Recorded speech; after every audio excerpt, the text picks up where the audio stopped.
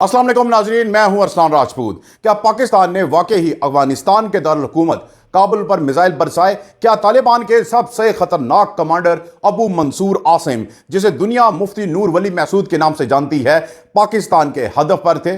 आज की वीडियो में हम बात करेंगे उस हमले पर जिसने पूरे खित्ते की सियासत को हिला के रख दिया।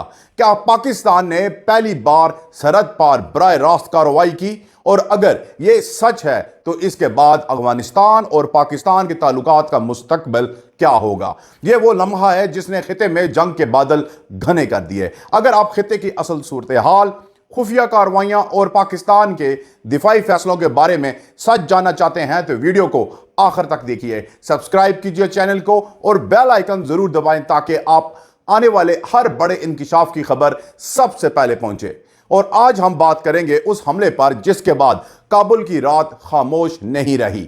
नाजरीन, क्या पाकिस्तान ने वाकई ही काबुल में हमला किया? रात के वक्त जब काबुल के मगरबी हिस्से में 3 बड़े धमाकों ने आसमान को हिला दिया तो अफगान सोशल मीडिया पर एक ही सवाल गूंज रहा था कि क्या यह पाकिस्तानी तैयारों का हमला था? मुकामी आईनी शाहिदीन के मुताबिक धमाके इतने ताकतवर थे कि करीबी इलाकों की इमारतें लरज उठीं। कुछ लोगों ने कहा कि आवाज F-16 तैयारों की थी, जबकि कुछ ने इसे ड्रोन हमला करार दिया। अफगान वजारत दाखिला ने फौरी बयान में कहा कि नामालूम फिजाई ताकत ने काबुल के करीब एक मकान को निशाना बनाया, मगर चंद घंटों बाद अफगान जराए ने दावा किया कि यह हमला पाकिस्तानी हदूद से किया गया और हदफ था तहरीके तालिबान पाकिस्तान के सरबराह अबू मंसूर आसिम अल-मारूफ मुफ्ती नूर वली महसूद। यह दावा सामने आते ही अफगान मीडिया में हंगामा मच गया। तालिबान के तर्जुमान ज़बीउल्लाह मुजाहिद ने कहा, हम इस वाक़े की तहकीकात कर रहे हैं। अगर किसी मुल्क ने हमारी खुद मुख्तारी पर हमला किया है तो हम खामोश नहीं रहेंगे। लेकिन दूसरी जानिब पाकिस्तान की खामोशी सबसे ज्यादा मायने खेज थी। ना वजारत दिफा बोली, ना दफ्तर खारजा, सिर्फ एक मुख्तसर बयान। पाकिस्तान अपनी सलामती के खिलाफ किसी भी दहशतगर्दाना कार्रवाई का भरपूर जवाब देने का हक रखता है। अब हदफ कौन था, अबू मंसूर आसिम या कोई और?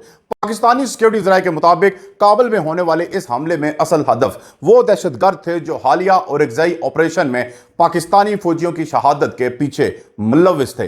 इन्हीं दहशतगर्दों के ग्रुप को नूर वली नेटवर्क के नाम से जाना जाता है और इनकी क़यादत अबू मंसूर आसिम कर रहा था। जराये के मुताबिक पाकिस्तानी खुफिया एजेंसी ने हफ्तों तक उनकी नकलो हरकत की निगरानी की। इतलात के मुताबिक अबू मंसूर एक खुफिया कंपाउंड में छुपा हुआ था, जहां वो पाकिस्तान के अंदर मजीद हमलों की मंसूबा बंदी कर रहा था। इसी कंपाउंड पर 3 गाइडेड मिसाइल दागे गए।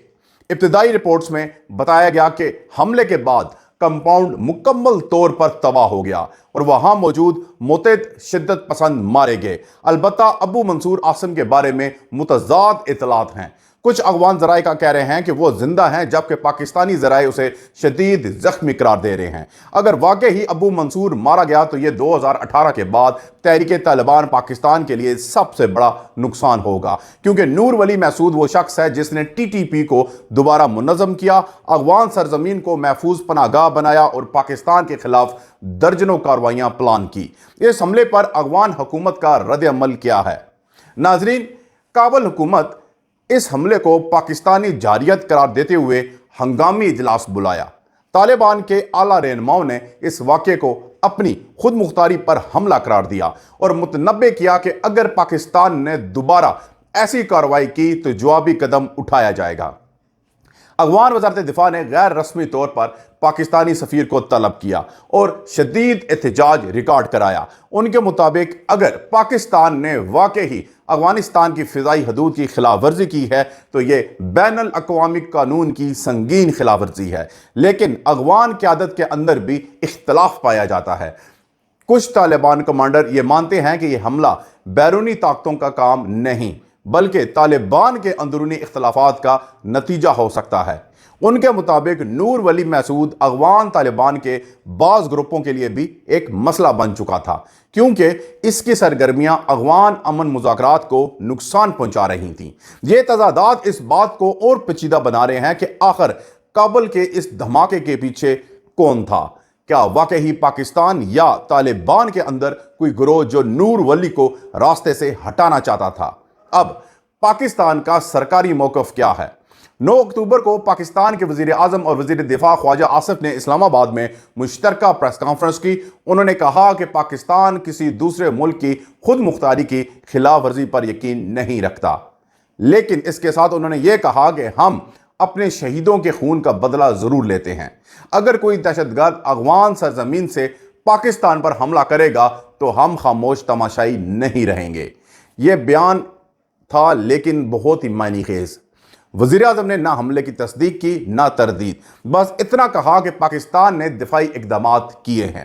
ناظرین، اب یہ وہ سفارتی زبان ہے جو براہ راست تصدیق سے بچنے کے لیے استعمال کی جاتی ہے، یعنی ہاں حملہ ہوا لیکن ہم نہیں جانتے کہ دنیا اسے باضابطہ تسلیم کرے۔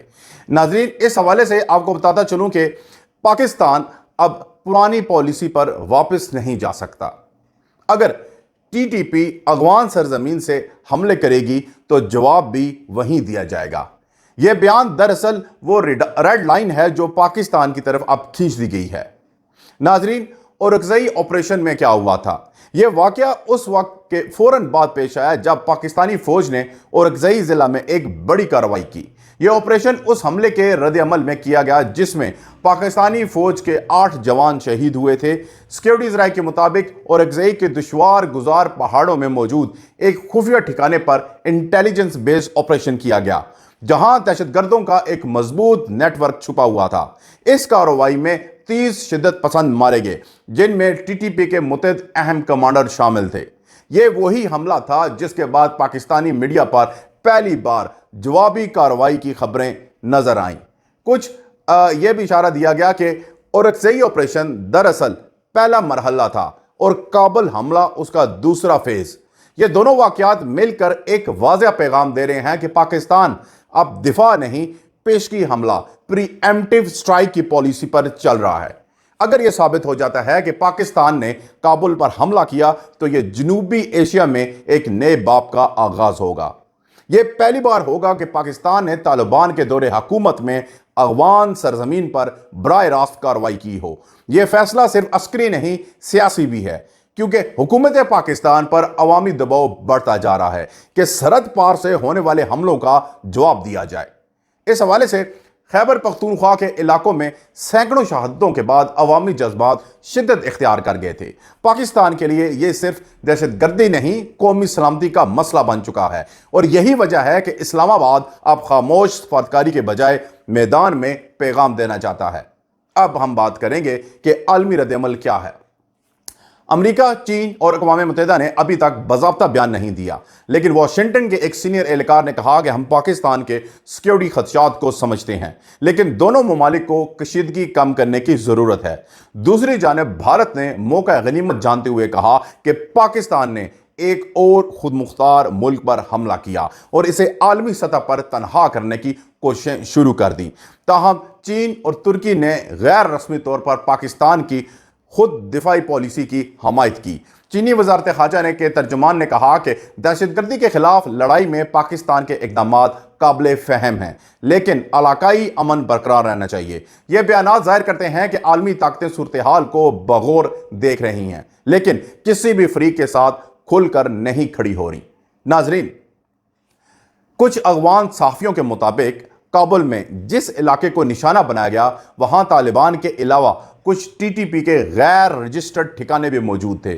یہ وہی لوگ تھے جو پاکستانی علاقوں میں داخل ہو کر حملے کرتے تھے اور واپس کابل کے مسافات میں چھپ جاتے تھے۔ اگر پاکستان نے واقعی ان ٹھکانوں کو نشانہ بنایا ہے تو یہ ایک بہت واضح پیغام ہے کہ اسلام آباد اب دہشت گردوں کو محفوظ پناہ گاہ نہیں مانتا۔ کچھ رپورٹس میں یہ بھی بتایا گیا کہ حملے کے بعد طالبان نے کابل کے مختلف علاقوں میں پاکستانی شہریوں پر پابندی لگا دی اور پاکستانی سفارتخانے کے گرد سیکیورٹی بڑھا دی گئی۔ ناظرین، اس کا مطلب ہے کہ اعتماد کی دیوار پہلے سے کہیں زیادہ کمزور ہو چکی ہے۔ اب ناظرین، آگے کیا ہوگا؟ یہ حملہ پاکستان افغان تعلقات میں ایک نیا موڑ ثابت ہو سکتا ہے۔ اگر طالبان قیادت نے ٹی ٹی پی کے خلاف مؤثر کارروائی نہ کی तो पाकिस्तान दोबारा इसी रास्ते पर चल सकता है। यह वो लम्हा है जब दोनों ममालिक को फैसला करना होगा कि क्या वो दुश्मन बनकर रहेंगे या मिलकर दहशतगर्दी को ख़त्म करेंगे। दोनों तरफ अवाम जंग नहीं चाहते, लेकिन दोनों हुकूमतों पर ताकत दिखाने का दबाव बढ़ रहा है। अगर अबू मंसूर आसिम वाकई ही मारा गया है तो यह तालिबान के लिए एक ख़तरनाक अलामत है, क्योंकि यह ज़ाहिर करेगा कि पाकिस्तान अब उनके अंदरूनी निज़ाम तक पहुंच सकता है। अब क्या पाकिस्तान ने यह कदम सोच समझ कर उठाया? नाजरीन, कुछ ज़राए के मुताबिक यह कार्रवाई चंद घंटों में नहीं बल्कि हफ्तों की मनसूबाबंदी के बाद की गई। इंटेलिजेंस की तस्दीक, सैटेलाइट इमेजिंग और खुफिया राब्तों के बाद पाकिस्तान ने सर्जिकल एक्शन का फैसला किया। यह महज एक रद्दमल नहीं था, एक मुकम्मल प्लानिंग के साथ एक स्ट्रेटेजिक पैगाम था कि पाकिस्तान अब खामोश नहीं बैठेगा। इस कार्रवाई के बाद अगरचे आलमी सतह पर पाकिस्तान पर तनकीद हो रही है, मगर अंदरूने मुल्क इस फैसले को एक बहादुराना कदम समझा जा रहा है, खास तौर पर उन इलाकों में जहां दहशतगर्दी ने तबाही मचाई। लोग इसे इंसाफ कह रहे हैं। नाजरीन, अब इस हमले के बाद यह खित्ता जंग की तरफ बढ़ रहा है। यह सवाल अब सिर्फ मीडिया का नहीं बल्कि हर सफारती दारुल-हुकूमत का है। क्या यह हमला एक नई जंग का आगाज है या सिर्फ एक वार्निंग थी कि तालिबान अपनी पॉलिसी पर नजरसानी करें? अगर अफगान हुकूमत ने इस वाक़े पर सख्त मौक़िफ़ इख्तियार किया तो दोनों मुल्कों के दरमियान सफारती ताल्लुकात खतरे में पड़ सकते हैं, लेकिन अगर वो खामोश रहते हैं तो यह दरअसल पाकिस्तान के लिए ग्रीन सिग्नल होगा कि सरहद पार कार्रवाइयां अब एक नई हिकमत अमली बन चुकी हैं। नाजरीन, एक बात तय है, काबुल के इस हमले ने पूरे खित्ते की रात बदल दी। अब हर मुल्क देख रहा है कि पाकिस्तान कब, कहां और कैसे जवाब देता है। अगर आप जानना चाहते हैं कि इस वाक़े के बाद पाकिस्तान और अफगानिस्तान के दरमियान अगला कदम क्या होगा, क्या नूर वली महसूद वाकई ही मारा गया और क्या खित्ता एक नई जंग के दहाने पर खड़ा है, तो चैनल को सब्सक्राइब करें, वीडियो शेयर करें और कमेंट्स में अपनी राय ज़रूर दें कि क्या पाकिस्तान के ये कदम दुरुस्त था या ख़तरनाक। अगली वीडियो में आपसे मुलाकात होगी, तब तक के लिए अल्लाह हाफिज़।